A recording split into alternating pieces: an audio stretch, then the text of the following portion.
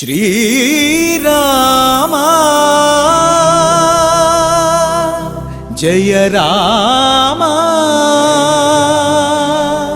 రఘురామ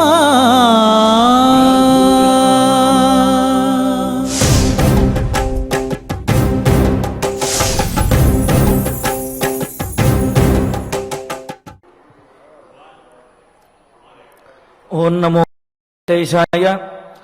లసచ్చంద్రికాస్మేరశోణాధరాభం సముద్యత్పతంగేందుకోటి ప్రకాశం నమద్బ్రహ్మరుద్రాదికోటీరరత్నస్ఫురత్కాంతి నీరాజనారాధితాంగ్రిం. కాంతులు విరజిమ్మే వెన్నెల వంటి నవ్వుతోటి అందరినీ కూడా ఆనందపరిచేవాడు. ఉదయించే కోటి సూర్యుల వంటి, అలాగే కోటి చంద్రుల వంటి కాంతితోటి, ప్రతాపంతోటి, అలాగే కరుణతోటి కూడా, దయామృతముతోటి కూడా విరాజిల్లేవాడు.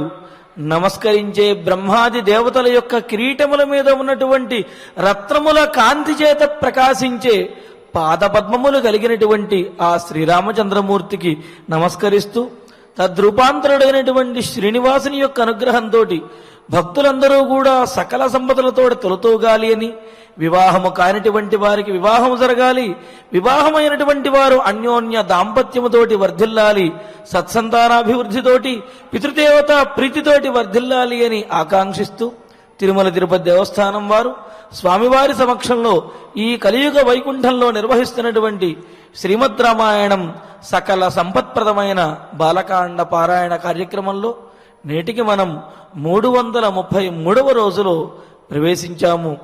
మరి రామచంద్రమూర్తి యొక్క విశేషాలను వాల్మీకి మహర్షి తెలియజేస్తే కావ్య రూపంలో, మరి అదే విశేషాలను అన్నమాచార్యుల వారు మనకు గాన రూపంలో, సంకీర్తన రూపంలో తెలియజేశారు. శ్రీ కె సరస్వతీ ప్రసాద్ గారు, తిరుమల తిరుపతి దేవస్థానం అన్నమాచార్య ప్రాజెక్టు కళాకారులు వారు వారి బృందము యొక్క సహకారంతో ఆలపించే రామచంద్రుని యొక్క వైభవాన్ని ప్రతిపాదించే రామ రామభద్ర అనే సంకీర్తన ఆలకిద్దాము. ఓం నమో వెంకటేశాయ.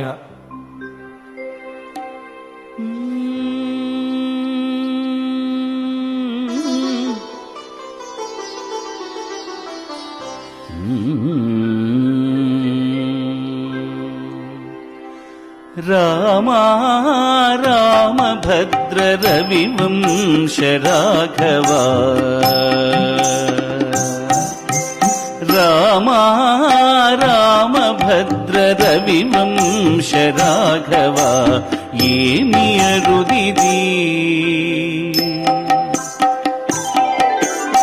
ఏమి అరుదిది నీ జ్యోతటివానికి నీ రామ రామభద్ర రవివంశ రాఘవ, ఏమి అరుదిది నీ జ్యోతటివానికి నీ రామ రామభద్ర రవివంశ రాఘవ.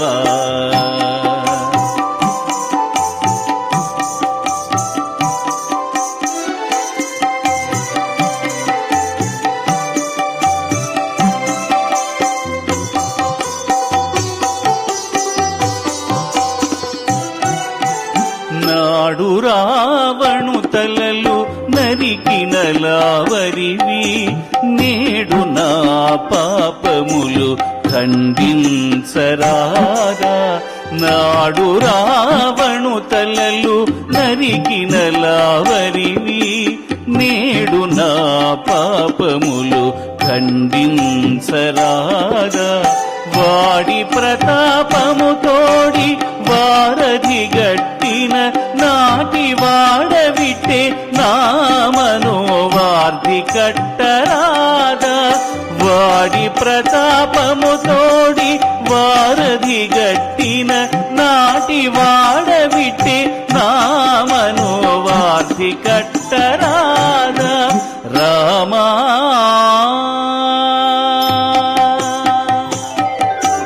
రామ రామభద్ర రవివంశ రాఘవ, ఏమి అరుదిది నీ నీకంతటి వానికి నీ రామ రామభద్ర రవివంశ రాఘవా.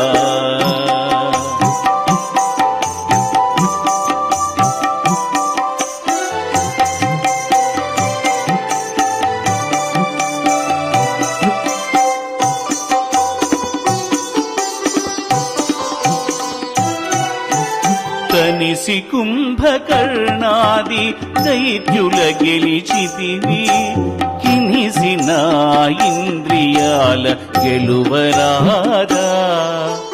తనిసి కుంభకర్ణాది దైత్యుల గెలిచితివి, కినిసిన ఇంద్రియాల గెలువరాదా.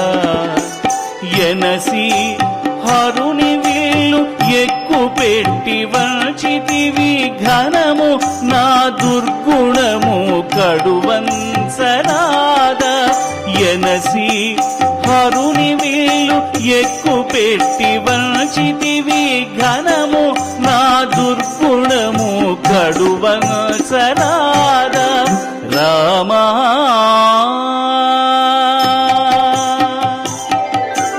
రామా రామభద్ర రవివంశ రాఘవా.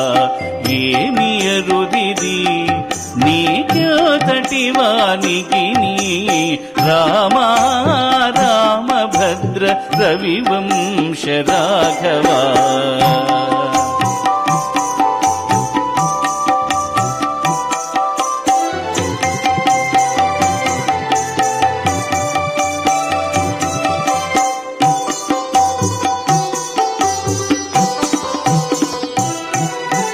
సరుస విభీషణుడు శరణంటే గాచితివి, గరిమనే శరణంటే కావరాదా.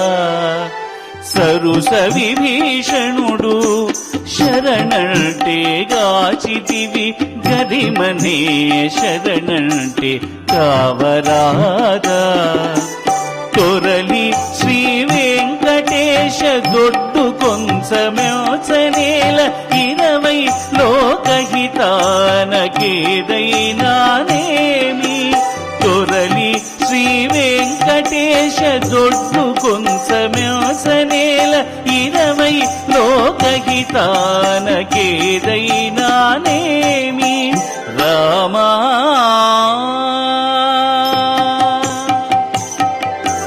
రామా రామభద్ర రవివంశ రాఘవా.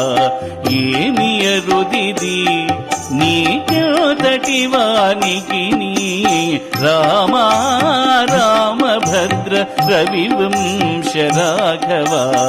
ఏమి అరుదిది నీకంతటి వానికి నీ రామా రామభద్ర రవివంశ రాఘవా.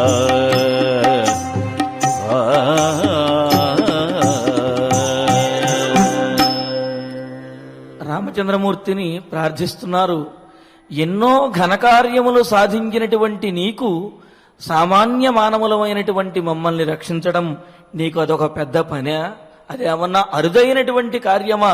కావున నీవు అనుకుంటే కనుక తప్పనిసరిగా మమ్మల్ని రక్షించి తీరగలవు అని అంటూ ఘోరమైనటువంటి రావణాసురుని యొక్క తలలు నరికినటువంటి నీకు మరి మా పాపములను నరికివేయటం, మా పాపములను ఖండించడం పెద్ద పనేమీ కాదు. అంతేకాదు దుస్తరమైనటువంటి సముద్రం మీద వారధి కట్టినటువంటి నీకు ఈ సంసార సాగరంలో ఈదుతున్నటువంటి మా మనస్సులో భక్తి అనే వారధిని నిలబెట్టడం అనేది పెద్ద పనేమీ కాదు. అంతేకాదు అంటే అదుపు చేయలేనటువంటి కుంభకర్ణుడు మొదలైనటువంటి రాక్షసులనే నువ్వు అదుపు చేసినటువంటి నీవు సామాన్య మానవులమైనటువంటి మాలోని ఇంద్రియములను అదుపు చేయటం నీకు కుదిరేటువంటి పనే. అలాగే గొప్పదైనటువంటి శివధనస్సుని విరిచినటువంటి నీవు నాలో ఉన్నటువంటి దుర్గుణములను కూడా విరచి వాటిని వంచవయ్యా అంటూ చివరిగా మరొక మాట అంటున్నాడు. రాక్షసుడైనటువంటి విభీషణుడే ఆశ్రయిస్తే ఆదరించి అభయమిచ్చినటువంటి నీవు మరి నిన్ను ఆశ్రయించేటటువంటి మానవులమైనటువంటి మమ్మల్ని రక్షించవా? తప్పనిసరిగా రక్షించి తీరుతావు. మరి అందుకనే ఈ వెంకటాద్రి మీద వెంకటరామునిగా వెంకటేశ్వరునిగా అవతరించి లోకహితాన్ని చెయ్యటానికి అవతరించినటువంటి స్వామి, మమ్మల్ని అందరినీ కూడా ఆదుకోవయ్యా అని అన్నమాచార్యులు వారు చక్కగా మనందరి తరపున కూడా వేడుకున్నారు. అటువంటి ఆశ్రిత వత్సలుడైనటువంటి స్వామివారి యొక్క అనుగ్రహంతో మన బాలకాండ పారాయణ కార్యక్రమాన్ని ప్రారంభించుకుంటూ శ్రీ గురు ధ్యానపూర్వకంగా సమష్టిగా సత్సంకల్పం చేసుకుందాము. ఓం నమో వెంకటేశాయ. శ్రీ గురు ధ్యానం. గురుర్బ్రహ్మ గురుర్విష్ణు గురుర్దేవో మహేశ్వరః గురుః సాక్షాత్ పరం బ్రహ్మ తస్మై శ్రీ గురవే నమః. శ్రీనివాస ధ్యానం శ్రీ వెంకటాచలాధీశం శ్రియాధ్యాసితవక్షసం శ్రితచేతన మందారం శ్రీనివాసమహం భజే.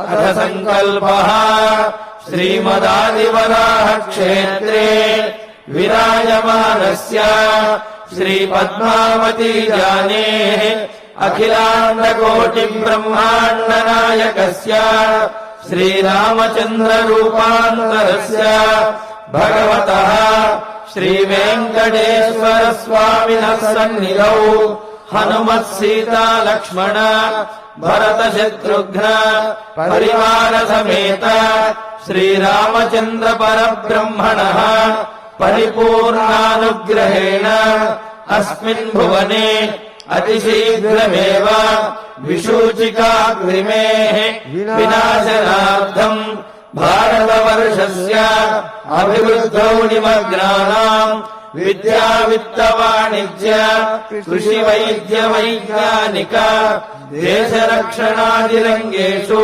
విద్యమానానాం ఆస్తిక మహాజనానాం సర్వేషాం సకుటుంబానాం ఆయురారోగ్యైశ్వర్య సద్బుద్ధి ఇత్యాది సర్వశుభ ఫల ప్రాప్త్యర్థం తేషాం సర్వతోముఖాభివృద్ధి ద్వారా శ్రీరామరాజ్యస్య పునర్వ్యవస్థాపనార్థం అనూఢానాం శీఘ్రమేవ వివాహ సిద్ధ్యర్థం మంత్రస్య పారాయణం శ్రీధన్వంతరి మంత్ర పారాయణం చ అన్యోన్య సాహాయ్యేన ఆచార్య ముఖేన కరిష్యామహే. శ్రీ వాల్మీకి ప్రార్థనా. వాల్మీకిర్ముని సింహస్య కవితావనచారిణః శృణ్వన్ రామకథానాదం కో న యాతి పరాంగతిం. శ్రీ ఆంజనేయ ప్రార్థనా. యత్ర యత్ర రఘునాథ కీర్తనం తత్ర తత్ర కృతమస్తకాంజలిం బాష్పవారి పరిపూర్ణలోచనం మారుతిం నమత రాక్షసాంతకం. శ్రీరామాయణ ప్రార్థనా. వేద వేద్యే పదే పుంసి జాతే దశరథాత్మజే వేద ప్రాచేతసాదాసీత్ సాక్షాద్ రామాయణాత్మనా. శ్రీరామ ప్రార్థనా.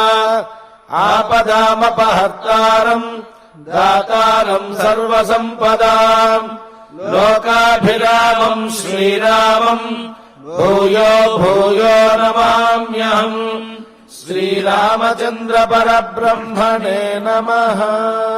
అథ శ్రీమద్ రామాయణే బాలకాండే షట్చత్వారింశః సర్గః. శ్రీ గురుభ్యో నమః. శ్రీ వెంకటేశ చరణౌ శరణం ప్రపద్యే. శ్రీరామాయ నమః.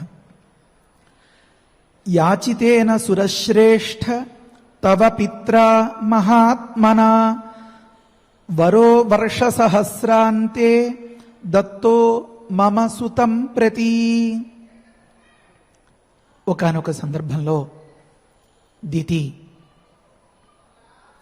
దేవేంద్రుడితో రహస్యాన్ని దాచుకోలేక ఆపుకోలేక మాట్లాడేస్తోంది అని అనుకున్నాం కదా.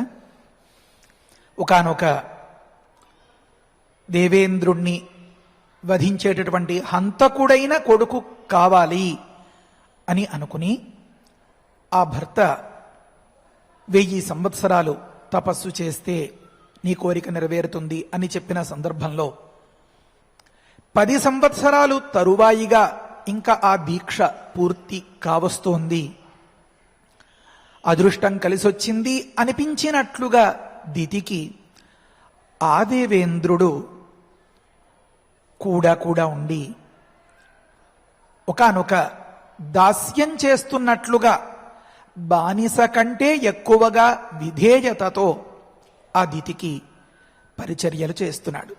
పరయా గుణ సంపద అన్నారు కదా. ఆ సందర్భంలో దితికి పూర్తి నమ్మకం కలిగిపోయింది దేవేంద్రుడి మీద. వాడు పుట్టిన తర్వాత పెరిగి పెద్దవాడైన తరువాత దితికి కోరినటువంటి ఆ కొడుకు దేవేంద్రుడు ఎక్కడున్నాడో వెతికి పట్టుకుని ఇంతటి గందరగోళం, ఇంతటి జంజాటం అక్కర్లేకుండా తన కాళ్ల దగ్గరే పడి ఉన్నాడు కనుక పని సులువైపోతోంది అని భావించింది. ఇంకెక్కడికి తప్పించుకుపోగలుగుతాడు అనేటటువంటి ఒకానొక ధీమా వచ్చేసింది దితికి. చెప్పడం మొదలుపెట్టింది. సురశ్రేష్ఠ, గమనించండి, ఒక్కొక్క సంబంధం, ఒక్కొక్క సంబోధన. ప్రజలందరికీ సుఖాన్ని ఇచ్చేవారు ప్రాణికోటికి అంటే సుర అనే శబ్దంతో చెప్పాలి కదా. వాళ్ళు దేవుళ్ళు. ఆ దేవుళ్ళు అందరిలోనూ శ్రేష్ఠ, చాలా గొప్పవాడు. అయితే సురశ్రేష్ఠుడు చెప్తోంది. అంటే సహజంగా దేవేంద్రుడి స్థితి అంతటిదే అయినా ఆ దేవతల వల్ల లోకం అంతా ఇంత చల్లగా హాయిగా ఉన్నా కడుపులో రగులుకుపోతూ ఉన్నటువంటి పగ చల్లారడం కోసం చేసేటటువంటి పని కనుక నాయనా నువ్వు సహజంగా సురశ్రేష్ఠుడవే, కానీ నీ మీద నాకు పీకల దాకా కసి అన్నట్లుగా ఆ లోపల భావం పైకి కనపడకుండా సురశ్రేష్ఠ, నేను నా భర్తని ఒక వరం అడిగాను. ఆ వరం అడిగితే ఏమన్నాడో తెలుసా నా భర్త? యాచితేన మహాత్మన తవ పిత్ర. ఎవరనుకుంటున్నావు? నీ తండ్రి గారే. కనుక ఆయన మహాత్ముడయ్యోయ్, చాలా గొప్పవాడు, చాలా శక్తి గలవాడు, చాలా దయ గలవాడు, చాలా ప్రయత్నం కలవాడు, చాలా ముందు చూపు కలవాడు. మహాత్మని శబ్దానికి మనం వెనుక అనుకున్నటువంటి అన్ని అర్థాలు వచ్చేలాగా ఒక మాట అన్నమాట. వారు మహాత్ములు. తవ పిత్ర అంటే గమనించండి, ఇందులో కూడా చాలా అద్భుతమైనటువంటి మాట. నీకు సంరక్షకుడైన వాడు నీకు హంతకుడైనటువంటి కొడుకు కలిగేలాగా దీవించాడు సుమా. చూసేవా నా ప్రతాపం ఎంతో అన్నట్లుగా ఆ గమ్మత్తుగా ఉండేలాంటి మాటలన్నీ మర్మగర్భంగా అంటారన్నమాట. బయట పడకుండా ఉండేలాగా మాట్లాడుతుందన్నమాట. నీకు సంరక్షకుడు నాకు నా తండ్రి ఉన్నాడు అని అనుకుంటావేమో, అతడే ఇచ్చేడయ్యా ఈ వరం అని చెప్పడం కోసం. తవ పిత్ర, పాతీతి పిత అంటారు కదా, సంరక్షించుకునేటటువంటి వాడు తండ్రి.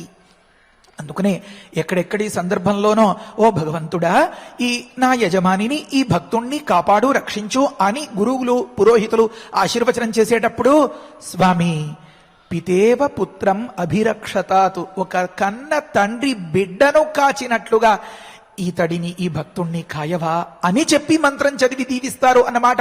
ఆ సందర్భంలో ఆ గురువు గారికి అంతకంటే పోలిక చెప్పడానికి వీలు చెక్కలేదు కాబోలు.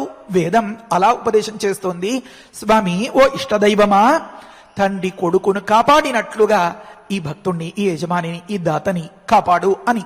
అంటే తండ్రి కంటికి రెప్పలా అలా కాచుకుంటూ ఉంటాడన్నమాట. తల్లి కనిపిస్తూ ఉంటుంది, తండ్రి కనపడడు. కనుక నీకు అంత సంరక్షకుడు, అంతటి వాడు అయినటువంటి మహాత్ముడైనటువంటి ఆయనే ఇచ్చాడు ఈ వరం అని చెప్పడం ఆంతర్యం అన్నమాట. యాచితేన మహాత్మన తవ పిత్ర వర్ష సహస్రాంతే మమ సుతం ప్రతి వరహ దత్తః. నేను ఒకలాంటి సుతుడు కావాలి అని కోరేను.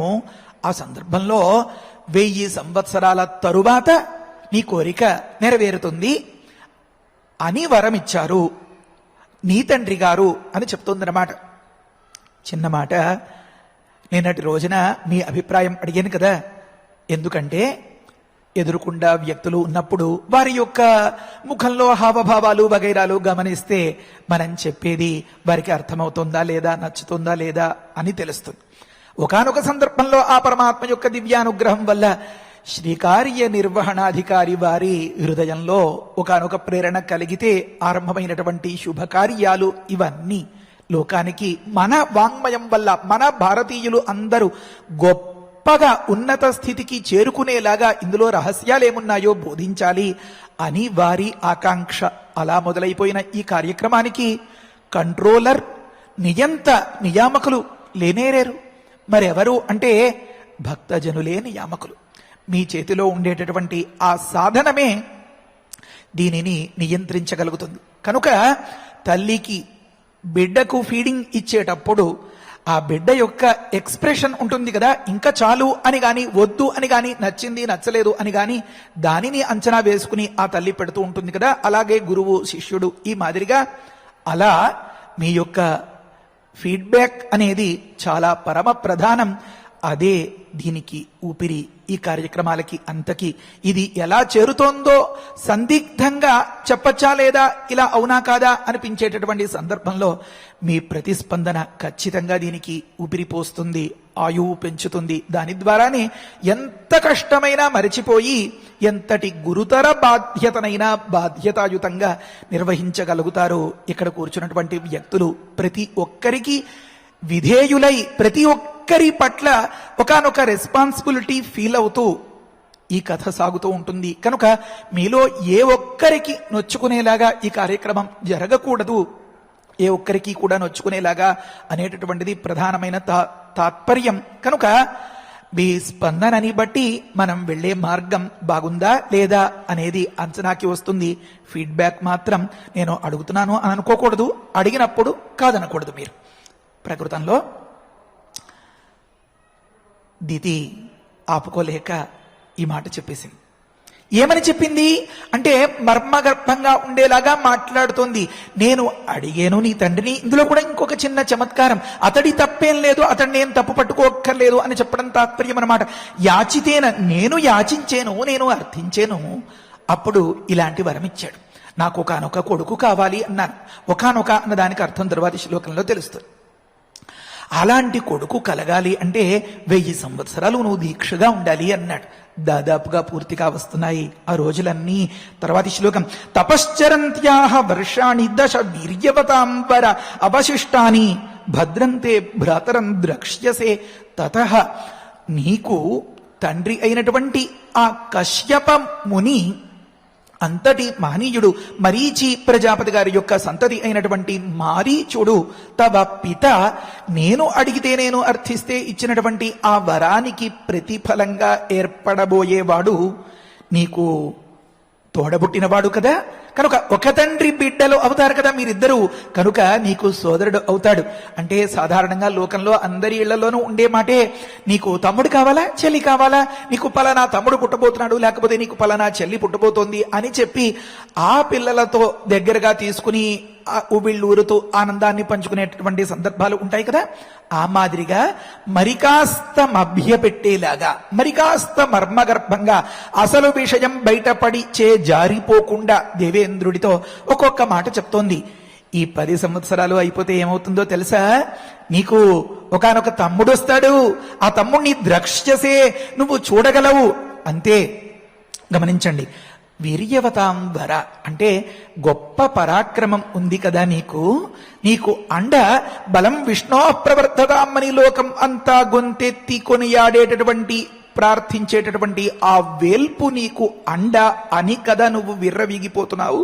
కనుక ఆ మహావిష్ణువు అండ చూసుకుని ఏ రకంగా నువ్వు అమృతాన్ని పొందినా అంతటి వాడు లేడు అని అనిపిస్తోందో నీకు, రాక్షసుల పట్ల నువ్వు మళ్లీ తల వంచేటటువంటి పరిస్థితి లేదు అని నువ్వు అనుకుంటున్నావో, ఓ వీర్యవతాంబర, నీ సంగతి అయిపోయిందిలే అన్నట్లుగా అంతరార్థం అన్నమాట. పైకి మాత్రం నువ్వు మహోత్తముడవయ్యా, నువ్వు సురశ్రేష్ఠుడవయ్యా, నీ బలం చాలా గొప్పది సుమా దేవేంద్ర అన్నట్లుగా చెప్తోంది అన్నమాట.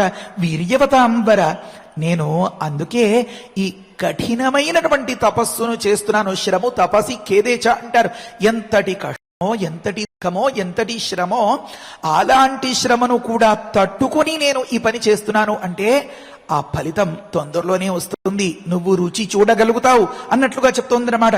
తపశ్చరంత్యాహమమ, ఈ విధంగా తపస్సును ఆచరిస్తూ ఉన్నటువంటి నాకు ఈ దీక్షలో 10 వర్షాణి అవశిష్టాన్ని, కేవలం ఇంకా 10 సంవత్సరాలు మాత్రమే మిగిలేయ అన్నమాట. అంటే తాను ఎక్కినటువంటి రైలు తను దిగవలసినటువంటి చోటుకి అల్లంత దూరంలో, అవుట్స్కట్స్ అంటారు కదా, అక్కడ ఆగిన సందర్భంలో ఇంకా ఉబలాటం ఆపుకోలేక తట్టుకోలేక ఇంకా ఎవరితో మాట్లాడుతుంది? దేవేంద్రుడితో మాట్లాడుతోందనమాట.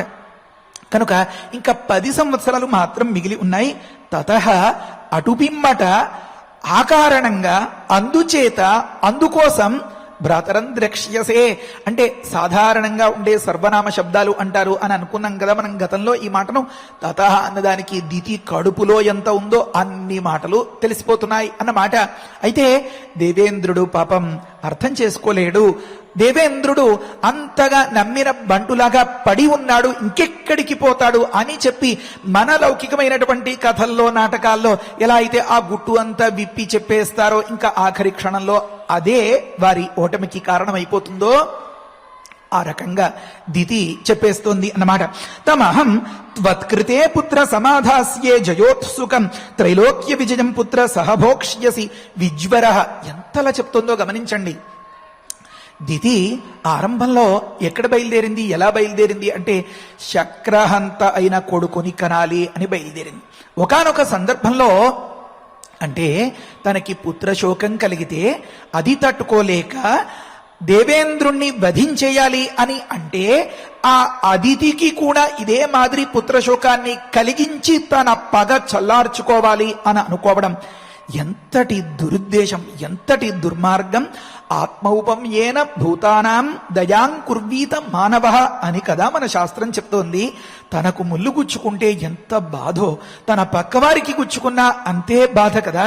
భర్త దగ్గరికి వెళ్ళి స్వామి అని పెనిమిటిని సంబోధించి నాకు ఒక మహోత్కృష్టమైనటువంటి చిరాయువు కలిగినటువంటి లేకపోతే అందరి చేత జేజేలు పలికించుకునేలాంటి ఒక కొడుకును అయినా సరే, ఒక్క కొడుకునైనా సరే నాకు ప్రసాదించవా అని అడిగిన దానికి ఆ పగ చల్లారడం కోసం శక్రహంత అయిన కొడుకును ప్రసాదించాలి అని అన్నదానికి ఎంత వ్యత్యాసం ఉందో గమనించండి. మనం ఈ ప్రశ్నలన్నింటికీ జవాబు చెప్పుకోవాలి. బహుశా సోమవారం చెప్పుకోగలుగుతాం. రేపు ఎల్లుండి అత్యవసరమైన గురుగారి ఆదేశాన్ని పాటించడం కోసం బయటికి వెళ్లాల్సి ఉంది, పరీక్షలు నిర్వహణ జరుగుతుంది. సరే, సోమవారం దీన్ని అంతనీ వివరించుకోవాలి. ఏమా ప్రశ్నలు మీకు గుర్తున్నాయా? ఒకానొక సందర్భంలో పుత్ర సంతతి బలంగా కడుపులో ఉన్నటువంటి ఒకానొక సోమద తపస్సు చేయలేదు. తపస్సు చేస్తూ ఉన్నటువంటి చూళి అనేటటువంటి గంధర్వుణ్ణి అంత భక్తిగా సేవించింది. ఒక మహోత్తముడు ఆవిర్భవించాడు. ఇప్పుడు దితి యొక్క ప్రయత్నం కూడా ఇదే, ఒకానొక పుత్ర సంతతి కలగాలి అని. ఆ సోమదకు ఈ దితికి ఉన్న వ్యత్యాసం ఏ రకంగా ఉంది గమనించండి. కశ్యపుడు వీపు నిమిరారు, గర్భాన్ని తాకారు అని అన్నారు. అది ఎందుకు? దానికి మనం అర్థాన్ని గమనించుకోవాలి. ఒకానొక సందర్భంలో ఈ కశ్యపులు దితిని ఈ రకంగా సరే అని చెప్పి అప్పచెప్పేసి ఒకనొక ప్రణాళిక చెప్పి తాము తపస్సు చేసుకునేందుకు వెళ్ళిపోయారు. ఆ కశ్యపులు ఈ దితితో ఎందుకు ఉండిపోలేదు?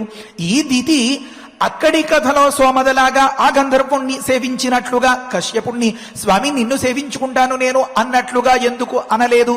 ఒకానొక సందర్భంలో మరి దేవేంద్రుడు ఆ గర్భాన్ని విచ్ఛేదం చేశాడు అని అనుకున్నాం కదా. గర్భ విచ్ఛేదం చేయడం అన్నది మహా నేరం, మహా పాపం కదా. మరి పరమాత్మ గీతాచార్యుడు దేవానామస్మి వాసవః అని అంత పెద్ద ప్రమాణపత్రం సర్టిఫికేషన్ ఇచ్చేశారు కదా. దేవతల్లోకెల్లా నా స్వరూపమే దేవేంద్రుడు అని. ఇలాంటి అరాచకాలు అన్నీ చేసేలాంటి స్వరూపం ఆ స్వామి తాలూకు సారం. అది ఎదియదు ఆ విభూతిమత్ సత్వం అన్నట్లుగా ఆ దైవ విభూతి, మహావిష్ణువు యొక్క విభూతి దేవేంద్రుడు అనదగునా? నిజంగా అలాగే అయ్యనుంటే ఈ దేవేంద్రుడు ఇలాంటి అకృత్యాలకి పాల్పడవచ్చా? ఈ ప్రశ్నకు మనం సమాధానం చెప్పుకోవాలి. ఇంకా లోకంలో తపస్సులు చేస్తూ ఉంటే ఏదైనా చిన్న పొరపాటు వస్తే అంతే అక్కడికి మహోపద్రవం వచ్చేస్తుందా? అలా రాకుండా ఉండాలంటే ఏం చేయాలి?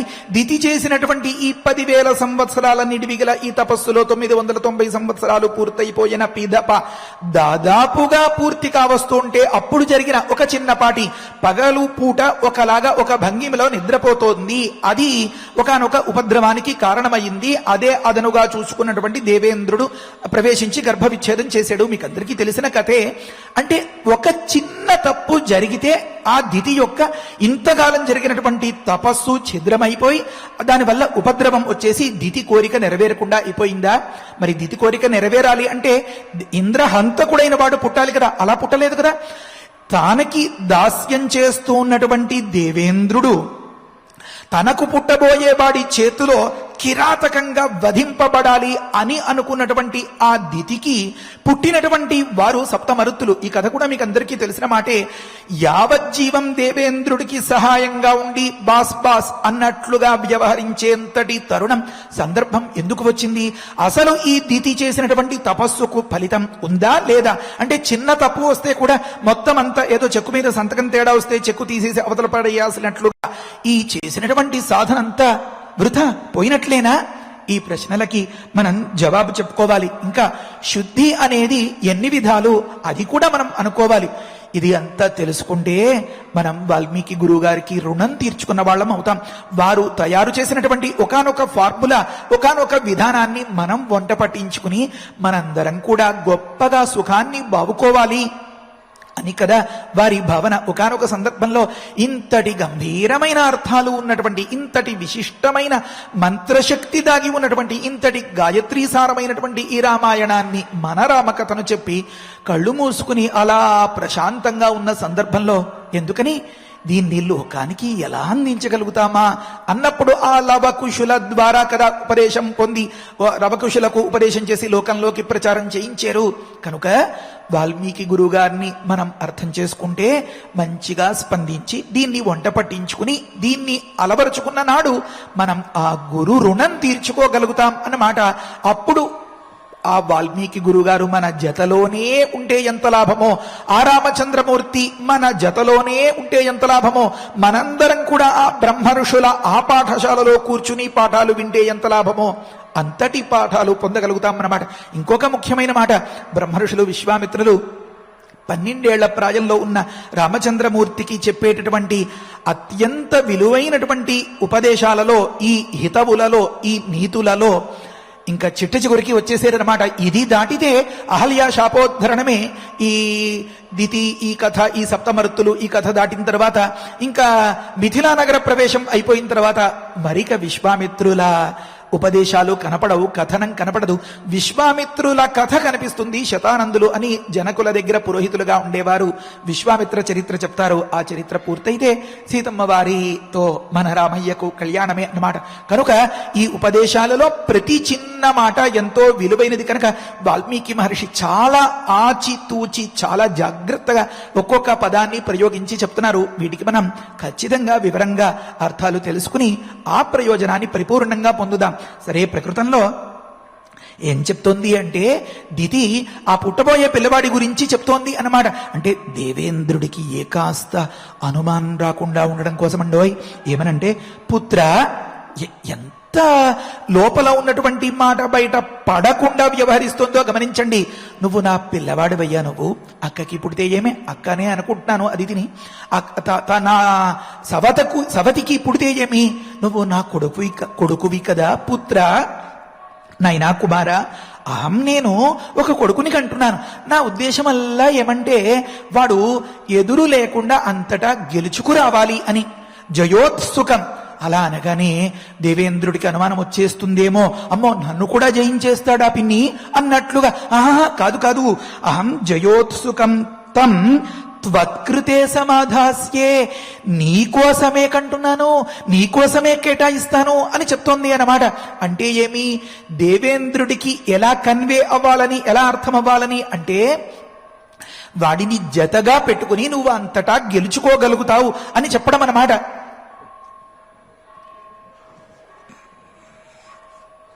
త్వత్కృతే అంటే అంతరార్థమేమి అంటే త్వత్కృతే అంటే నీకోసమే, అంటే నిన్ను చంపడానికే అతడిని కేటాయిస్తున్నాను అని అర్థం అన్నమాట. గమనించండి, దైవబలం ఉంటే ఎలాంటి దితి లాంటి వారి మాట కూడా మనకి ఆశీర్వచనమే అయిపోతుందన్నమాట. ఈ పుట్టబోయే వారిని నీకోసమే నేను కేటాయిస్తాను, వారు నీ పని పడతారు అని దితి మనస్సులో అనుకుని పైకి త్వత్కృతే అని రెండర్థాలు వచ్చేలాగా చెప్తే నీ సేవ కోసం అన్నట్లుగా ఆ భావం వస్తోంది కదా. ఆ భావనని ఖాయం చేసేడనమాట ఆ పరమాత్మ. ఆ పుట్టినటువంటి ఆ మరుద్గణం ఎప్పుడు ఇంద్రాజ మరుత్వతే అంటూ ఉంటారు. ఆ దేవేంద్రుడికి వెన్నంటి అలా ప్రాణమిత్రుల్లాగా ఉంటారు అన్నమాట. కనుక గమనించండి ఎంత బాగా చెప్తోందో. ఆ పుట్టబోయేవాడు గొప్ప జయోత్సుకంగా, జయం పట్ల ఉత్సుకతతో హుషారుతో ఉంటాడు. ఎప్పుడు గెలుచుకోవాలి అని, అంటే నిన్ను కూడా లేపేసి మొత్తం అంతా కూడా తానే అయి ఉంటాడు అని దితి అంతరంగం. కానీ పైకి చెప్పిన మాట ఏమి అంటే నీకు గెలుపు తెచ్చి పెడతాడు అని చెప్పడం తాత్పర్యం అన్నమాట అని ఆ దితి కన్వే చెయ్యాలి అని అనుకుంటోందన్నమాట. కనుక జయోత్సుకుడైన వాడు మళ్ళీ త్వత్కృతే సమాధాస్యే, నీకోసమే అతడిని కేటాయిస్తాను, అతడి పని అంతా కూడా నీ పని పట్టడమే అని మనస్సులో అనుకుని నీ పని చూడడమే అన్నట్లుగా చెప్తోంది అన్నమాట. గమనించారా? త్వత్కృతే సమాధాస్యే అంటే అతడి పని అంతా కూడా నీ పని పట్టడమే, అది మనస్సులో అనుకుందనమాట. నీ అన్నట్లుగా పైకి అర్థం సమాధాస్యే. కనుక ఏమంటే దితి ఓపెన్ గానే డైరెక్ట్ గానే చెప్పేసి ఉండవచ్చు కదా. ఏమో అలాగే చెప్పేసిందేమో, వాల్మీకి గురుగారి అభిప్రాయం, ఇలా ఎలా భాష్యం చెప్పగలుగుతామండి మనం అని అనిపిస్తుందేమో. గురుగారు వెంటనే సమాధానం చెప్పేస్తారు. రామయ్యకే సందేహం ఆగదు, బ్రహ్మర్షుల ప్రయోగమే అంత అద్భుతంగా ఉంటుందన్నమాట. చెప్తున్నారు విజ్వర పుత్ర. మరొక్క మాట మళ్ళీ గమనించండి ఈ శ్లోకంలో, తమహం త్వత్కృతే పుత్ర. ఒకసారి పుత్ర, నాయనా, కుమారా అని పిలిచిందనమాట. ఎంత కపటం, ఎంత దారుణం. సమాధాస్యే జయోత్సుకం. తర్వాత మళ్ళీ త్రైలోక్య విజయం పుత్ర సహభోక్ష్యసి విజ్వర. మళ్ళీ చెప్తుంది అన్నమాట నాయనా, కుమారా అని. ఈ కపట ప్రేమ మన దేవేంద్రుడికి అర్థం కదా. ముల్లోకాల్లోనూ ఏ మూల ఎక్కడ ఎప్పుడు ఏది ఎలా జరుగుతున్నా పసిగట్టేటటువంటి సహస్రాక్షుడు అని చెప్పడం కోసమే కదా సహస్రాక్షుడై సేవ చేసేడు అని వాల్మీకి గురువు గారు మనకి అందించారు. అందులో ఉంటుంది ఒక్కొక్క చిన్న హింటు, దాన్ని అందిపుచ్చుకోగలగడమే మన యోగ్యత. శక్రహంతను చంపాలి అని అనుకోవడం అధార్మికం అని చెప్పడం అన్నమాట. శతక్రతువులు చేసినటువంటి ధార్మికుణ్ణి చంపేయాలి అని అనుకోవడం తప్పు అని ఆ దితి యొక్క నైజాన్ని అక్కడ ఎండగట్టేశారు వాల్మీకి గురువు గారు. మరొక్క మాట, దేవేంద్రుడు సేవ చేసేడు అన్నప్పుడు దేవేంద్రుడు శచీపతి మాటలు మాట్లాడకుండా 1000 కన్నులున్నవాడు సేవ చేశాడు అంటే ఆ అబ్జర్వేషన్, ఆ పరిశీలనాత్మక దృష్టి ఎంత గొప్పదో మనకి తెలియకనే తెలిసేలాగా, చెప్పకనే చెప్పేలాగా గురుగారి ప్రయోగం అన్నమాట. ప్రకృతంలో చెప్తున్నారు. ఏమంటే దితి ఇంత కపటంగా చెప్తోంది అని ఎందుకంటున్నారు మీరు అంటే, ఆలోచించండి. దితి బయలుదేరింది ఎలా? శక్రుణ్ణి వధించేటటువంటి శక్రహంత కావాలి అని కదా. ఇప్పుడు ఏం చెప్తోంది? పుత్ర, నాయన, కుమార, అతడు పుడితే, అతడు ఆవిర్భవించిన సందర్భంలో అతడి వల్ల నువ్వు విజ్వర త్రైలోక్య విజయం సహభోక్ష్యసి అని చెప్తోందనమాట. ఈ ముల్లోకాల్ని అతడు జయించేస్తాడు. ఆ గెలుపుని మీరిద్దరూ కలిసి అందంగా ఎంజాయ్ చేద్దురు గాని సహభోక్ష్యసి అన్నదానికి అర్థం ఇదన్నమాట. అలా చెప్తోంది అన్నమాట. అంతరార్థమేమి అంటే, నాయన నీకు ఈ ఆధిపత్యాలు, ఈ గందరగోళాలు అంటే పదవి అంటే ముళ్ళ కిరీటం, మోయలేని బాధ్యత, బరువు అంటుంటారు కదండి. ఇది ఒక తాపం అని అనుకుంటారు కదండి. ఇది ఒక రకమైనటువంటి ఖేదాన్ని, ఆ భారాన్ని కలిగించేటటువంటి, వేదనను కలిగించేటటువంటి ఇది ఒక జ్వరం అంటుంటారు కదండి. కనుక నాయన నీకు ఇలాంటి సమస్యలు ఏమీ లేకుండా విజ్వర, ఏ తాపాలు, ఏ బాధలు, ఏ సమస్యలు, ఏ బాధ్యతలు లేకుండా చేసేస్తాను అన్నట్లుగా అంతరార్థం. ధ్వని అంటారు కావ్యంలో, అది కనిపిస్తోంది అన్నమాట. మన నాటకాల్లో, కథల్లో గమనిస్తే నీకు ఎందుకు ఈ సమస్యలు, ఈ కష్టాలన్నీ కూడా హాయిగా కళ్ళు మూసుకుని శాశ్వతమైనటువంటి నిద్రను పొందు అని చెప్పి ఆ ప్రతి నాయకుడు ఆ దుర్మార్గానికి ఒడిగట్టడం మనం గమనిస్తూ ఉంటాం కదా. అతడు చనిపోయిన సందర్భంలో నిద్రపోతున్నాడు, రెస్ట్ తీసుకుంటున్నాడు అనే డైలాగ్స్ వింటూ ఉంటాం కదా. ఆ మాదిరిగా ఇక్కడ ధ్వని కనిపిస్తోందన్నమాట. ఏమనంటే, నాయన నువ్వు ఇన్నాళ్ళు ఏదో రకరకాలుగా ఇబ్బందులు, బాధలు పడ్డావు, ఇంకా చాలు, విజ్వరుడవు అయిపో తప్పిపోదువుగాక, నీకు ఇంకా ఏ సమస్యలు లేకుండా అంటే శాశ్వతంగా నిన్ను తప్పించేసేలాంటి ప్రయత్నం అది అని అంతరంగంలో మాట. పైకి మాత్రం నీకు ఉపకారం చేస్తాను, అప్పుడు అతడి సహాయంతో నీకు ఏ బాధలు లేకుండా సంతోషంగా ఎంజాయ్ చేద్దు గాని లైఫ్ అన్నట్లుగా, సంతోషంగా గడుపుతూ గాని ఈ జీవితాన్ని అన్నట్లుగా పైకి చెప్తోంది అన్నమాట. ఆ మాటే ఖాయమైంది. చివరికి ఆ మరుద్గణం అంతా దేవేంద్రుడికి అతడి కార్యాల్లో ఎప్పుడూ సహకారంగా ఉంటారన్నమాట. ఆ తర్వాత మాట, ఏవముక్త్వా దితి శక్రం ప్రాప్తే మధ్యం దివాకరే నిద్రయా అపహృత దేవీ పాదౌ కృత్వా అథ శీర్షతః. ఈ శ్లోకానికి అర్థం చెప్పుకోవాలంటే చాలా జాగ్రత్తగా పరిశీలించాలి. కుదిరితే ఈరోజు చెప్తాము, లేకపోతే బహుశా సోమవారం చెప్పగలుగుతాను నేను దీని వివరం. దేవి దితి, ఆ దితి దేవి అంటే గమనించండి, దివు క్రీడ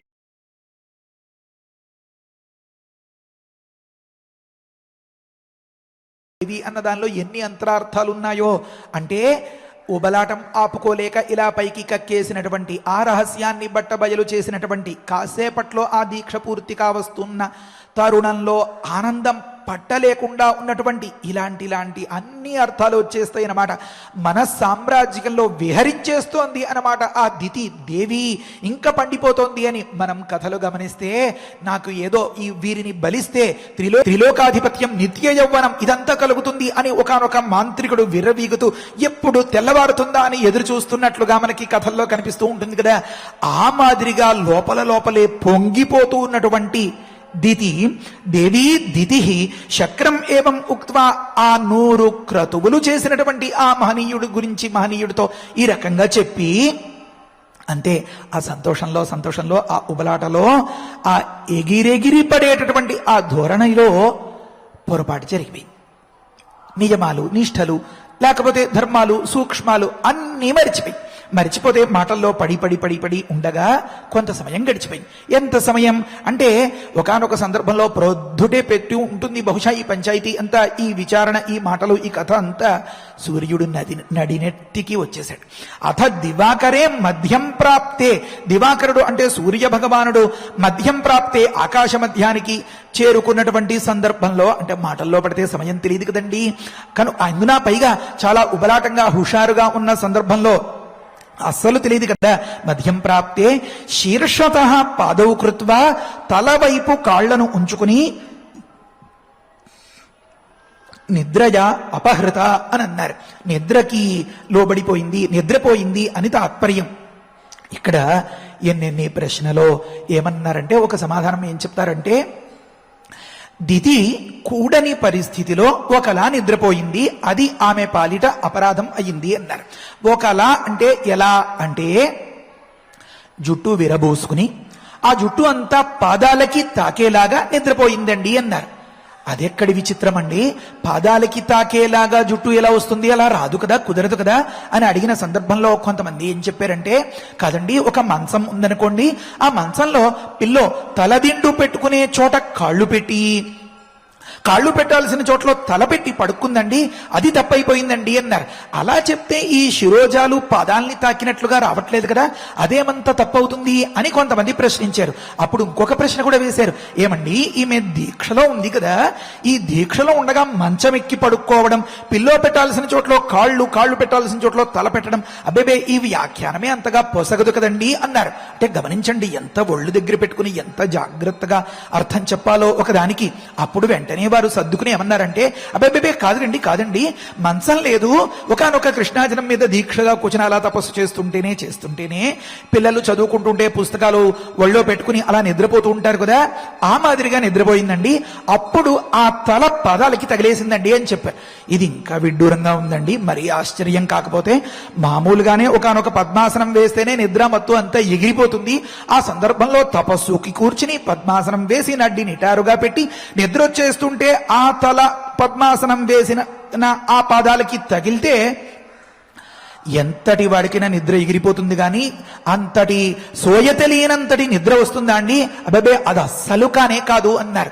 మరేమి అంటే మంచి అర్థం ఉంది, తాత్పర్యం మరి సమయం మించిపోతుంది. ఈ మాట తర్వాతి శ్లోకం అనేసుకుని ఆ వివరాన్ని చెప్పుకుందాం. దితి యొక్క పొజిషన్ ఏమి చేయడం వల్ల దితి ఆ ప్రమాదానికి పొరపాటుకి ఆ సందు తెరిచినట్లు తెర తీసినట్లు అయ్యింది. ఏ ప్రమాదం వల్ల, ఏ పొరపాటు వల్ల, ఏ అధర్మం వల్ల దితికి అపవిత్రత, అశుచిత్వం అనేది ఏర్పడింది? ఏ సందు చూసుకుని దేవేంద్రుడు ఇదే అదనుగా తన పని చక్కబెట్టుకున్నాడు? ఈ మాటల్ని మనం గమనిద్దాం. ప్రకృతంలో దితి ఒకానొకలాగా ఉండి నిద్రపోతోంది అని అర్థం వచ్చింది. ఆ ఒకానొకలాగా అనే మాటను మనం వివరించుకోగలం. మళ్ళీ తరువాతి మాట, దృష్ట్వా తాం అశుచిం శక్రః పాదతః కృతమూర్ధజాం శిరస్థానే కృతౌ పాదౌ జహాస చ ముమోదచ. ఇందాక చెప్పిన మాటనే కాస్త వివరిస్తున్నారు అన్నమాట గురుగారు. ఏమనంటే, శక్రః 100 క్రతువులు చేసినటువంటి ఈ పరమధార్మికుడైనటువంటి ఆ పరమాత్మ అంతరాత్మ ప్రేరణతో గమనించేశాడు. సహస్రాక్షుడు కనిపెట్టేశాడు. ఏమని?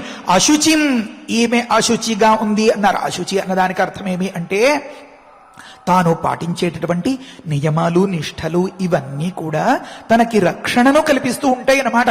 మాట రామ అనే 2 అక్షరాలే అయినా ఒకానొక త్యాగరాజస్వామి వారు, లేకపోతే ఒకానొక తులసీదాసు గారు, వీరందరూ కూడా దానివల్ల అంతంతటి లబ్ధి పొందేశారు. అంటే వారికి ఏ పాపాలు, ఏ దోషాలు ఏమీ అంటకుండా అంతటి జీవన్ముక్తులు అయిపోగలిగారు. అంటే నియమం అనేది అంతటి ముఖ్యం అన్నమాట.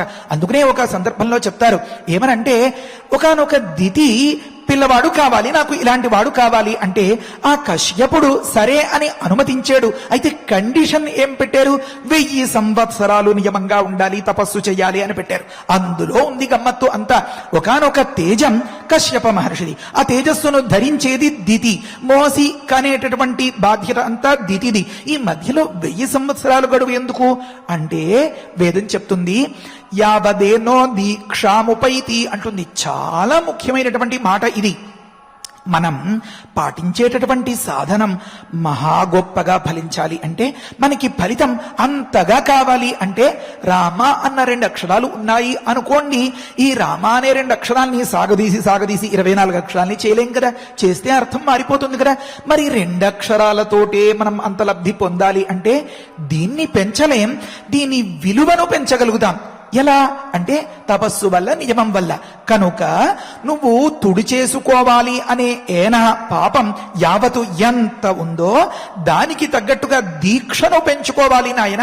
అంతే తప్ప పాప నివారకమైనటువంటి ఆ మంత్రాన్నో ఆ సాధనాన్నో నువ్వు పెంచలేవు. 1000 సంవత్సరాలు అశ్వమేధ యాగం చేయడం, 1000 సంవత్సరాలు రామనామం చేయడం, అలాంటివి కుదరవు. మరి ఏమి అంటే, రామ అనేది ఒకానొక పెద్ద దండకంలాగా తయారు చేయగలుగుతామా? చేయలేము. కానీ ఎంతో నియమంతో, ఎంతో నిష్ఠతో కనుక పలికినట్లయితే ఆ నామమే నీకు తరగనంతటి పుణ్యఫలాన్ని తెచ్చిపెడుతుంది అంటారు. అందుకనే చెప్తారు, రామ అని ఒక్కసారి అంటే ఈ ముల్లోకాలు కలిసి మూకొమ్మడిగా చెప్పలేనంత కాలం చేసినటువంటి మహాపాపాన్ని పోగొట్టగలిగేటటువంటి శక్తి కంటే కూడా ఎక్కువ శక్తి వస్తుంది అని మనం ఎన్నిసార్లు అంటున్నా రావట్లేదు ఎందుకు అని అనిపిస్తే ఆ నియమంలో లోపం అన్నమాట. ప్రకృతంలో దితి అశుచిగా ఉంది అన్నదానికి అర్థం ఏమి అంటే, ఆ భర్త ఒక నియమం చెప్పారు. ఈ నియమం కనుక ఉన్నట్లయితే అదే నీకు శ్రీరామ రక్ష అన్నట్లుగా అన్నమాట. ఆ నియమం తప్పి ఎప్పుడైతే తపో భంగం అయిందో, దీక్షా భంగం అయిందో, అప్పుడు ఈమెకు సంరక్షకుడు లేకుండా పోయాడనమాట. ఇప్పుడు మనం కూడా ఇదే మాదిరిగా ఎప్పుడైనా ప్రమాదవశాత్తు పొరపాటు పడితే మనకి కూడా సంరక్షకుడు లేకుండా పోతాడా? మరి మనకి సంరక్షకుడు ఉండి మన నియమాల్ని రక్షిస్తే ఆ సంరక్షకుడు ఆ పరమాత్మ దితిని రక్షించలేదా? ఆ మాటను మనం అనుకోవాలి అన్నమాట. మనం చెప్పుకోబోయే సమాధానాల్లో వస్తుంది అది. ప్రకృతంలో దితిని కాచుకునేటటువంటి పరమాత్మ లేకపోయాడు. ఆ నియమం లేకపోయింది, నియమ భంగం అయిపోయింది. అలా అయిపోయిన సందర్భంలో రక్షణ కవచంగా ఉన్నటువంటి శుచి అనేటటువంటి ఆ తపస్సు వల్ల సిద్ధించేటటువంటి పవిత్రత, ఆ రక్షణ కవచం అనేది లేకపోవడం వల్ల, అపవిత్రత వల్ల, ఎలా ఎందుకనే అపవిత్రత వచ్చింది? పాదతః కృతమూర్ధజాం అని అన్నారు. పాదముల వైపు అంటే పాదాలని తాకేలాగా. కృతమూర్ధజ అన్నదానికి మూర్ధ అంటే తల, ఆ తల మీద ఉన్నటువంటివి కనుక శిరోజములు అని అర్థం అన్నమాట. మూర్ధజములు అన్నదానికి శిరోజములు అని అర్థం. శిరస్సు యందు జా పుట్టినవి. శిరోజములను పాదాలకి తాకిస్తూ ఉంచడం వల్ల, అంటే జుట్టు విరబోసుకుని ఉండడం వల్ల, ఆ విరబోసి ఉన్నటువంటి ఆ జుట్టు పాదాలని తాకడం వల్ల గమనించేశాడు. తాం శిరస్థానే కృతౌపాదౌ దృష్ట్వా, పాదాలకి తాకిస్తూ తల పెట్టినటువంటి సందర్భంలో తల పాదాలని తాకడం, ఆ జుట్టు విరబోసుకుని ఉన్నటువంటి సందర్భంలో ఆ శిరోజాలన్నీ పాదాలకి అంటుతూ ఉండడం అన్నమాట. రెండు అంశాలు ఇక్కడ. దివాస్వాపం ఒకటి, మూడో అంశం అన్నమాట. అంటే పగటి పూట నిద్రపోవడం నియమంగా ఉన్నప్పుడు ఒక్క నవ్వు నవ్వుకున్నట్ట. జహాసచ, జహాస అన్నదానికి చిన్నగా నవ్వేడు అని అర్థం అన్నమాట. దితి నిద్రపోతోంది, దితికి తెలియదండోయ్. ముమోదచ, లోపలే ఆనందాన్ని హర్షాన్ని కూడా పొందేడట. ఎందుకంటే అక్కడ రాస్తారు, ఏమన్నావు పుత్ర పుత్ర అంటున్నావా, సురశ్రేష్ఠ అన్నావా, అంతటి అభిప్రాయం ఉందా నా మీద నీకు? త్రైలోక్య విజయం పుత్ర సహ భోక్ష్యసి విజ్వర అన్నావా, నాకు ఉపకారం చేయడానికి నువ్వు ఇంతింతటి శ్రమ పడి నాకు ఒకనొక తోడబుట్టిన వాణ్ణి అప్పచెప్పాలి అని అనుకుంటున్నావా? నీ మర్మాలు నీ అంతరంగాలు నేనెరుగనా అన్నట్లుగా ఆ భావం ఎప్పుడైతే వచ్చిందో అనుకోకుండానే చిన్నపాటి నవ్వు వచ్చేసిందట. జహాసచ ముమోదచ. అలా ఉన్న సందర్భంలో మరి సమయం మించిపోతుంది. తరువాయి కథ తరువాయి ప్రసంగంలో వివరించుకోగలుగుతాం. లోకంలో ఏ ఒక్కరికి కూడా ఈ విధమైనటువంటి, అంటే ఈనగాచి నక్కల పాలు చేయడం అని పోలిక చెప్తూ ఉంటారు. ఇంతకాలం కష్టపడిన తర్వాత ఆఖరి క్షణంలో ఫలితం ఇంకా దోసిట్లో పడుతోంది అన్నట్లుగా ఉన్న ఆ సందర్భంలో దితి ఎలా అయితే తన కోరికను నెరవేర్చుకోలేకపోయిందో ఆ పరిస్థితులు లోకంలో ఏ ఒక్కరికి కలగకుండుగాక. లోకంలో ఏ ఒక్కరైనా ఏ చిన్న నియమం పెట్టుకున్నా వారు ప్రమాదవశాత్తు ఎన్ని పొరపాట్లు చేసినా, దితి చేసిన ఒక్క పొరపాటుకి అంత దుష్ఫలితం వస్తే మరి వీరందరికీ ఎన్నెన్ని దుష్ఫలితాలు రావాలో కదా. అలాంటి దుష్ఫలితాలు రాకుండా మన ఈ కథాశ్రవణం, దితి తపోభంగాన్ని విన్నటువంటి ప్రతి ఒక్కరికి కూడా ఏ విధమైనటువంటి తపోభంగము కలగకుండా ఆ మహావిష్ణువు అనుగ్రహించి రక్షించుగాక. ఏ విధంగా అయితే ఒకానొక బాధను ఉపశమింప చేసుకోవడం కోసం, పగను చల్లార్చుకోవడం కోసం దితి ఒక వక్ర మార్గాన్ని ఎన్నుకుందో, ఆ విధమైనటువంటి వక్ర మార్గంలో మన బుద్ధి ఎప్పటికీ వెళ్లకుండుగాక. ఈ విధంగా కోరిన శ్రేయస్సులు లాభాలు అన్నీ కూడా ఆ భగవంతుడి సహాయంతోటే మనకి లభించుగాక అని మన శ్రీరాముణ్ణి ప్రార్థిస్తూ హరయే నమః. స్వస్తి. ఆచార్యుల వారు చెప్పిన విశేషాలన్నీ కూడా మననం చేసుకుంటూ శ్లోకాలను పారాయణం చేద్దాము. యాచితేన సురశ్రేష్ఠ తవ పిత్రా మహాత్మనా వరః వర్ష సహస్రాంతే దత్తో మమ సుతం ప్రతి తపశ్చరంత్యా వర్షాణి దశ వీర్యవతాం వర అవశిష్టాని భద్రంతే భ్రాతరం ద్రక్ష్యసే తతః తమహం త్వత్కృతే పుత్ర సమాధాస్యే జయోత్సుకం త్రైలోక్య విజయం పుత్ర సహ భోక్ష్యసి విజ్వరః ఏవముక్త్వా దితిశ్చక్రం ప్రాప్తే మధ్యం దివాకరే నిద్రయా అపహృతా దేవి పాదౌ కృత్వాధ శీర్షతః దృష్ట్వా తాం అశుచిం శక్రః పాదతః కృతమూర్ధజాం శిరస్థానే కృతౌ పాదౌ జహాస చ ముమోదచ ఇత్యార్షే శ్రీమద్ రామాయణే శ్రీమద్రామాయణే బాలకాండే షట్చత్వారింశే సర్గే చత్వారింశే సర్గే పంచశ్లోకాః. శ్లోకాః. రమ్యమైనటువంటి ప్రవచనంలో దితి చేసేటటువంటి తపస్సు చివరికి వచ్చింది. ఇంకొక 10 సంవత్సరములు మిగిలి ఉన్నాయి. మరి ఈ సందర్భంలో ఇంద్రుడు ఇంకేమీ చేయలేడు అనే ఉద్దేశ్యంతో దితి రహస్యం ఇంద్రుడికి చెప్పేసింది. అయితే చెవటం కూడా నర్మగర్భంగా చెబుతూ నీకు మేలు చేస్తాను, పుట్టేటటువంటి వాడు నిన్ను చంపడానికి పుట్టేవాడైనప్పటికీ కూడా నీతో స్నేహంగా ఉండే విధంగా నేను అతన్ని సమాధానపరుస్తాను అని చెప్పి ఈ విధంగా ఇంద్రుడికి హితవు చెప్పినట్లుగా చెప్పింది. అయితే ఆ తరువాత దితి చేసినటువంటి పొరపాటు వల్ల ఈ తపస్సు అంతా కూడా భంగమైనది, ఆ ఫలము కూడా రాలేదనే విషయాన్ని మనం తెలుసుకుంటూ ఉన్నాము. మరి అవన్నీ కూడా తర్వాతి ప్రవచనంలో తెలుసుకుందాము. ఇక ఇప్పుడు ఫలశ్రుతి నుండి మంగళాంతం వరకు పఠించుకుంటూ సమయానుసారంగా మనం ఈరోజు ఫలశ్రుతి అదేవిధంగా ధన్వంతరి ధ్యానాలను పఠించుకుందాము. ఫలశ్రుతి కుటుంబ వృద్ధిం ధనధాన్య వృద్ధిం శ్రియశ్చ ముఖ్యా సుఖముత్తమంచ శ్రుత్వా శుభం కావ్యమిదం మహార్థం ప్రాప్నోతి సర్వాం భువి చార్థ సిద్ధిం. శ్రీరామచంద్ర పరబ్రహ్మణే నమః. అధ ధన్వంతరి ధ్యానం అచ్యుతానంద గోవింద విష్ణో నారాయణామృత రోగాన్ మే నాశయా శేషాన్ ఆశు ధన్వంతరే హరే. ఆరోగ్యం దీర్ఘమాయుష్యం బలం తేజోధియం శ్రియం స్వభక్తేభ్యోనుగృహంతం వందే ధన్వంతరిం హరిం. ధన్వంతరేరిమం శ్లోకం భక్త్యా నిత్యం పఠంతి యే అనారోగ్యం న తేషాం స్యాత్ సుఖం జీవంతి తే చిరం.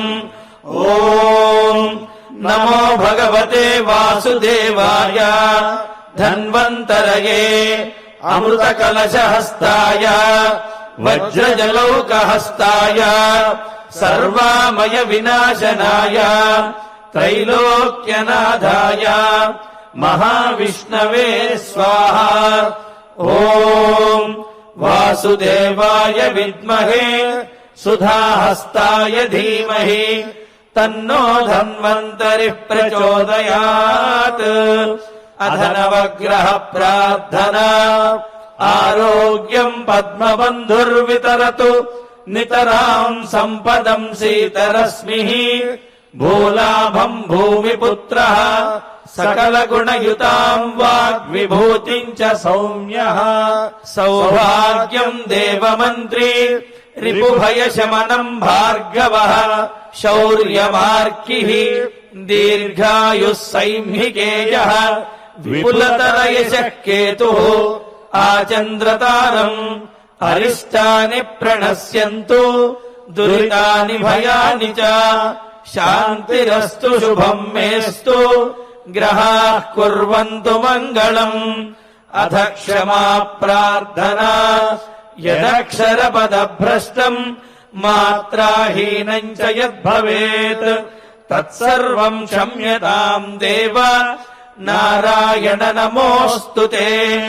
అథ భగవత్ సమర్పణం కాయేన వాచా మనసేంద్రియైర్వా బుద్ధ్యాత్మనా వా ప్రకృతే స్వభావాత్ కరోమి యద్యత్ సకలం పరస్మై నారాయణాయేతి సమర్పయామి. అథ మంగళం శ్రియః కాంతాయ కళ్యాణ నిధయే నిధయేర్థినాం. శ్రీవేంకట నివాసాయ శ్రీనివాసాయ మంగళం. ఓం నమో వెంకటేశాయ.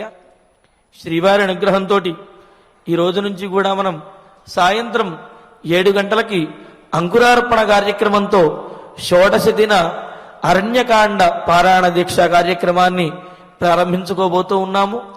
ఈరోజు సాయంత్రం రాత్రి 7 గంటలకు ధర్మగిరి శ్రీ వెంకటేశ్వర వేద విజ్ఞాన పీఠంలో అంకురార్పణ కార్యక్రమంతో ఈ షోడశ దిన అరణ్యకాండ పారాయణ దీక్షా కార్యక్రమం ప్రారంభమై రేపు ఉదయం నుంచి కూడా వసంత మండపంలో తిరుమలలో వసంత మండపంలో 16 రోజుల పాటు ప్రతిరోజు కూడా ఉదయం 8:30 ఈ పారాయణ కార్యక్రమం కొనసాగించబడుతుంది.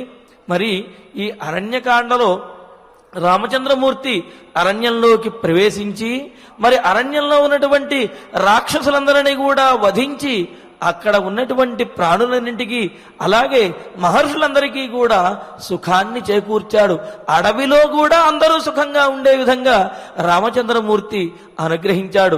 మరి అదే విధంగా ఈ అరణ్యకాండ పారాయణను మనం చేయడం ద్వారా మన ఈ నేటి సమాజంలో ఉన్నటువంటి అవినీతి అదే విధంగా రాక్షసత్వము కూడా సమూలంగా నాశనం చేయబడి మనందరము కూడా సుఖ సంతోషములతోటి ఆయురారోగ్యములతోటి వర్ధిల్లాలి, ఆ విధంగా వర్ధిల్లుతాము అనే విషయం మనం ఈ అరణ్యకాండ పారాయణ ద్వారా మనం పొందగలుగుతాము.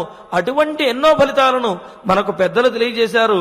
అందులో వియుక్త బంధు సంశ్లేషం పతిభక్తించ యోషితాం ధర్మాభిరుద్ధాం కామానాం అవాప్తిం సాధుషు స్పృహాం లభతే వనకాండస్య పఠన శ్రవణాన్నరహ అని అన్నారు. ఇందులో మీకు సందేహం రావచ్చు, ఏమంటే మీరు చదువుతారు కాబట్టి మీకు ఫలం రావచ్చు, మరి మాకేమొస్తుంది అని చెప్పి. ఇక్కడ పెద్దలు చెప్పింది పఠనాత్తు శ్రవణాత్తు, అంటే చదవటం వలన చదవలేకపోయినప్పటికీ వినడం ద్వారా కూడా ఈ ఫలితములన్నీ కూడా కలుగుతాయి. ఏమిటా ఫలితాలు చూడండి. అంటే మనకు దూరమైనటువంటి బంధువులందరూ కూడా మరలా మనల్ని కలుసుకుంటారు, దగ్గర అవుతారు. అదేవిధంగా పతిభక్తి కలుగుతుంది స్త్రీలకు. ధర్మావిరుద్ధాం కామానాం అవాప్తిం అన్నాం.